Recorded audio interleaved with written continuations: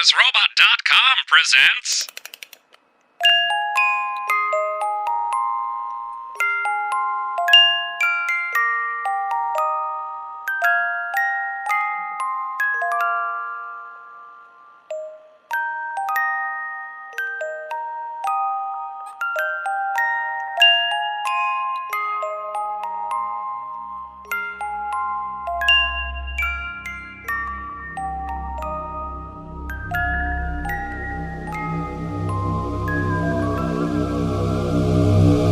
Welcome back, dear listeners, and thank you so much for your patience.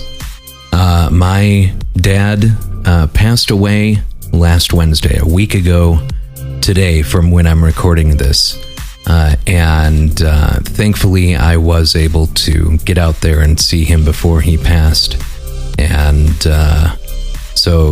yeah, like I said, just thank you so much for your patience.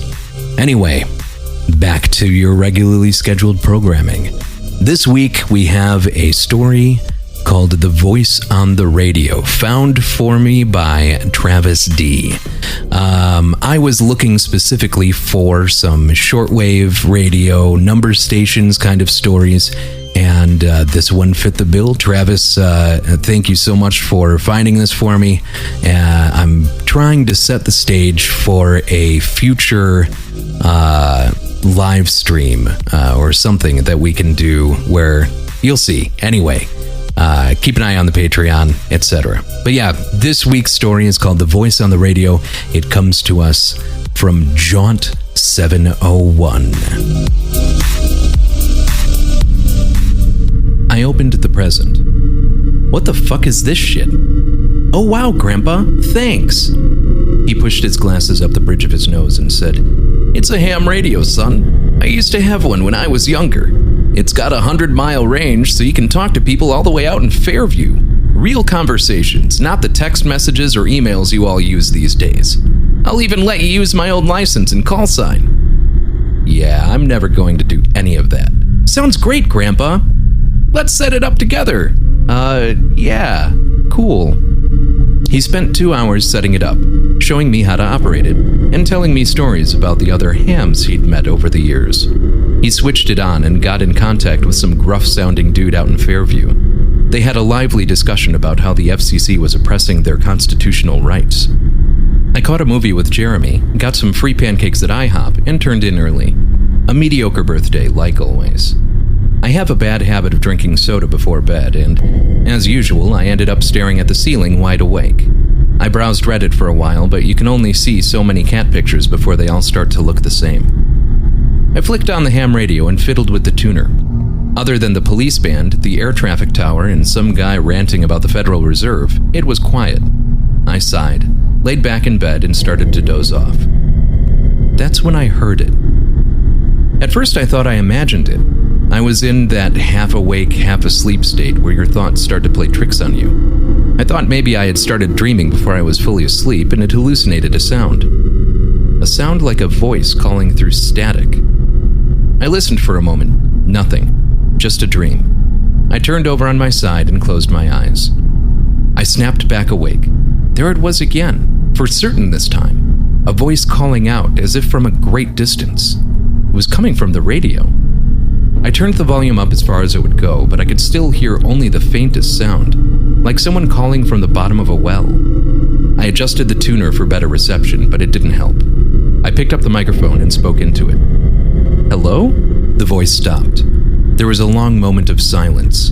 Then the voice called out again, more clearly this time. "Hello? Hello? Hello, can you hear me?"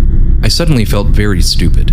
It was probably just another weirdo survivalist out in the woods who wanted to babble about EMP blasts and the gold standard or something. Still, there was something in his voice, an urgency that was hard to ignore. There was a fluctuation in the static, and the voice came in again. "Hello?" He said something else, something in what I assumed was German. "I'm sorry, I can't understand you. I only speak English." He spoke again, and I could hear how thick his accent was. "Please, I ask you, when are you?" "Where am I?" "I'm in Chester, about 40 miles outside Fairview." No. The static was starting to overtake the voice again. "When are you?" Excuse me? What time? What year? I stared at the radio. So this was one of those ham weirdos that Grandpa was talking about. I shook my head and chucked a little, it's 2013, dude. There was an excited barrage of German that turned desperate when the static started drowning him out. Please, I must ask you. Please, wait. Then nothing. I set the microphone down. Great. Another outlet for creepers to say creepy shit. We sure don't have enough of those in the world. I switched the radio off and went to sleep. The fuck is that shit? Jeremy said. I rolled my eyes. Ham radio. My grandpa got it for my birthday. That's hilarious. Does it work? Yeah, 100-mile range. It's stupid though. The police band is sort of interesting, but other than that, it's just survivalists and conspiracy nuts. That's awesome. We should pretend we're under siege during a zombie attack, like do some War of the World shit with this thing. I laughed. I don't know, man. It's just a lot of weirdos on there. Like the other day I was listening to it, and this one guy... Jeremy switched the radio on, and immediately I heard a frantic voice calling out, "Hello? Hello?" This guy, I said. This guy is a fucking psycho. Dude, sweet, I love talking to psychos. Jeremy picked up the microphone. Hello? Hello, the voice sounded overjoyed. Please do not go. I do many fixes to machine. Transmission is very much better. Jeremy giggled. Dude, you've got some fucking Bruno on your radio. He spoke into the microphone. Ja, dies ist gut. Much sound, bravo. Sprechen Sie Deutsch? I've had a few semesters, yeah. They spoke back and forth in German for a bit. What are you saying? I asked. Jeremy sat back and shook his head. This guy is a piece of work. I asked him where he's located, and he said, long ago, many years in your past. When I talked to him, he wanted to know what year it was. He's playing a prank. He probably goes on here, pretends to be a time traveler to troll the survivalist, and then puts the recordings up on YouTube. Actually pretty brilliant if you ask me. Ask him how he's communicating from the past. Jeremy spoke into the microphone, and there was an excited flood of German from the other end. What's he saying? I asked. I have no fucking idea. I thought you spoke German. Level 3. If he was describing the animals he was seeing on a safari, I could maybe follow him, but he's talking about like particle tunnels and chaotic duality waves or something. I don't think I could understand him even if I was fluent. The voice on the radio sighed and took a long pause. Then with heaviness in his tone, he said, Please, tell me about your world. I scoffed. We should switch it off. Jeremy looked shocked. Why? He's fucking with us. So?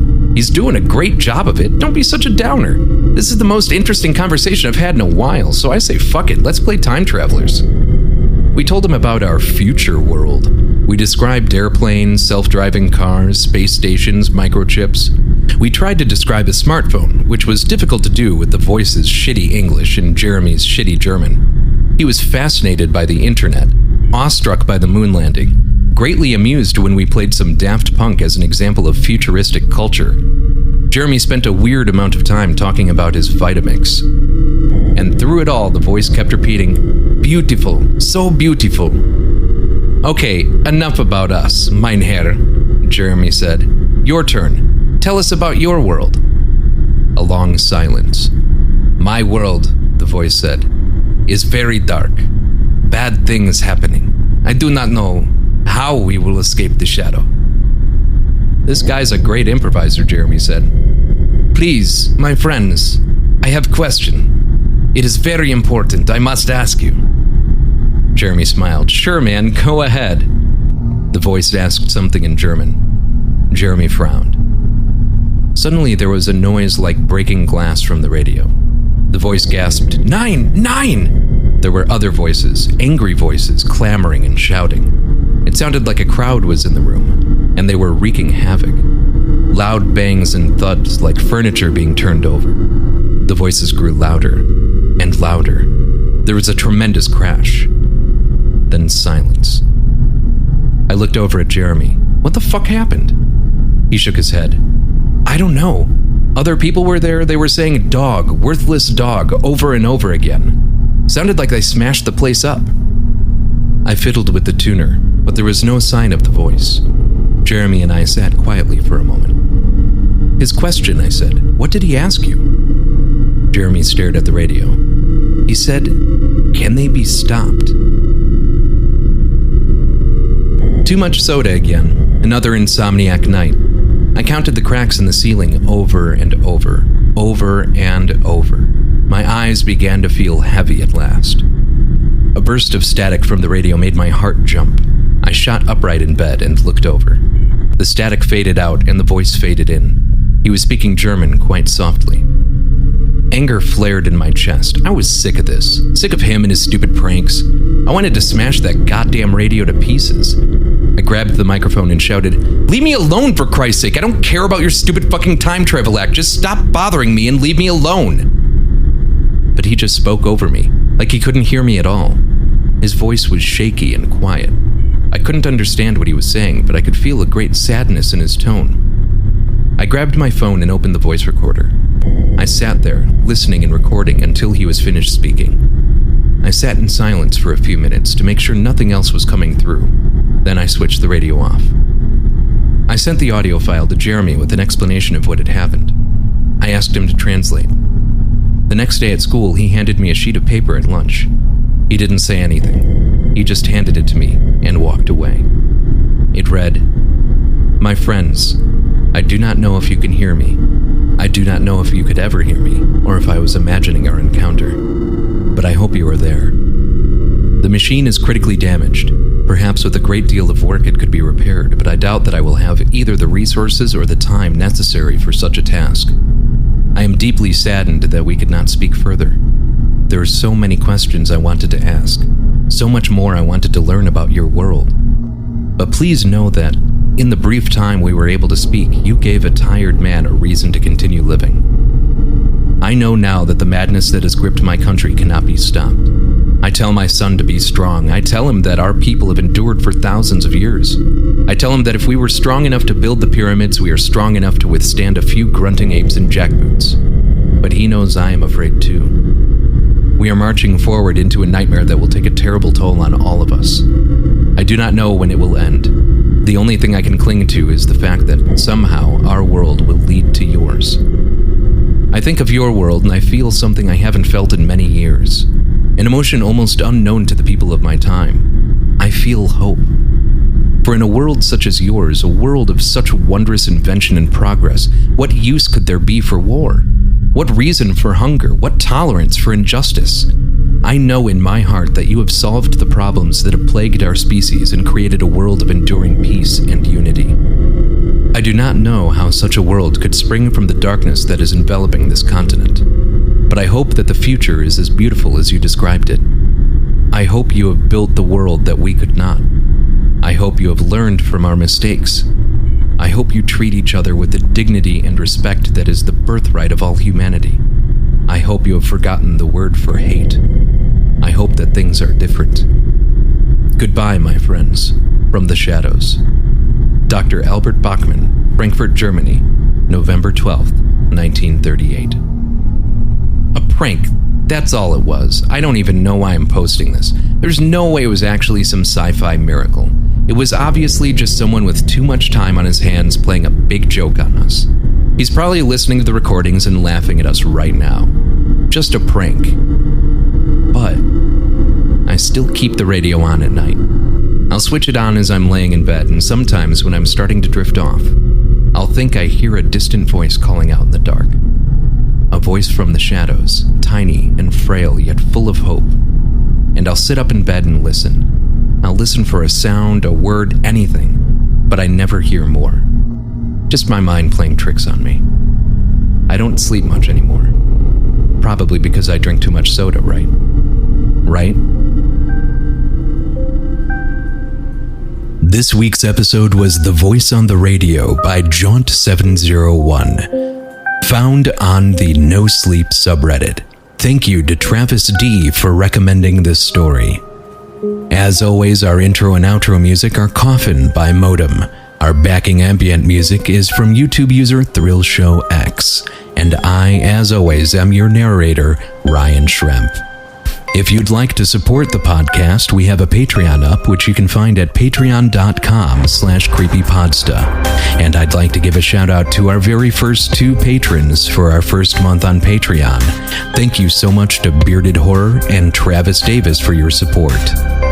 If you'd like to subscribe to this podcast, you can find us on Spotify, iTunes, Google Play, Stitcher, and just about any other podcast players that you use. And of course, you can always find us at creepypodsta.com.